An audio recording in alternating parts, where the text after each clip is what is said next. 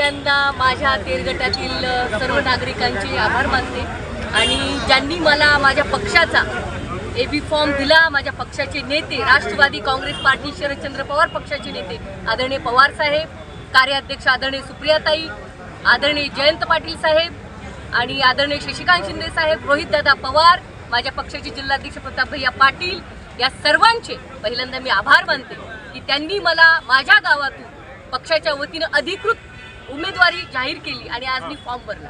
काय मुद्दे निवडणुकीचे मुद्दे काय? निवडणुकीचा मुद्दा माझा म्हणजे तुम्हाला माहिती आहे, तेर हे ऐतिहासिक गाव आहे. धाराशिव जिल्हा मागासलेला म्हणून ओळखला जातो आणि तेर ऐतिहासिक गावामध्ये म्हणावा तशा जो लोकांचा सर्वांगीण विकास व्हायला पाहिजे तो होताना दिसत नाही. आणि मी जी नवीन युवा तरुण आहे, ठीक आहे, मला कुठला राजकीय बॅकग्राऊंड नाहीये, कारण तुम्ही बघताय खूप मोठ्या घराणेशाहीतले लोक येतात, सगळं त्यांनाच घेतात, परंतु मी एक सामान्य घरातली मुलगी आहे आणि मी जनतेच्या पाठिंब्यावरती ही निवडणूक लढवते. मला माझ्या तेरचं नाव अतिशय चांगलं, तिथं हॉस्पिटल झालं पाहिजे, जे समुद्रवाणीला झालं तसं उत्तम हॉस्पिटल तेरला व्हायला पाहिजे. तिथे साधी बीपीची गोळी मिळत नाही अशी लोकांची तक्रार आहे. एक उत्तम शाळा जी पुण्यामध्ये शिरूरला नामांकित आहे तशा पद्धतीची जिल्हा परिषदेची शाळा मला उत्तम करायची, कारण माझ्या संस्था नाही आहेत. संस्था असलेल्या लोकांना जिल्हा परिषदेच्या शाळा मोठ्या व्हाव्या असं वाटत नाही, असं चित्र आहे. त्यामुळे जिल्हा परिषद आमचं तेर संत गोरोबा काकांचं जे मंदिर आहे, जे संत श्रेष्ठ आहेत, सर्वांचे पर्यवेक्षक आहेत, संत गोरोबा काकांचं मंदिर अगदी माऊलींच्या आळंदीच्या धर्तीवर, आम्ही पंढरपूरच्या धर्तीवर एक उत्तम मंदिर महाराष्ट्र आणि देश बघेल हे माझे अजेंडे आहेत. माझा अजेंडा माझ्या मतदारसंघातील सर्व लोकांचा विकास, शेती, कृषी, शिक्षण, दवाखाना, आरोग्य आणि लोकांच्या शेतीविषयीचे प्रश्न यावर आहे. एक विषय आहे त्याच्यामध्ये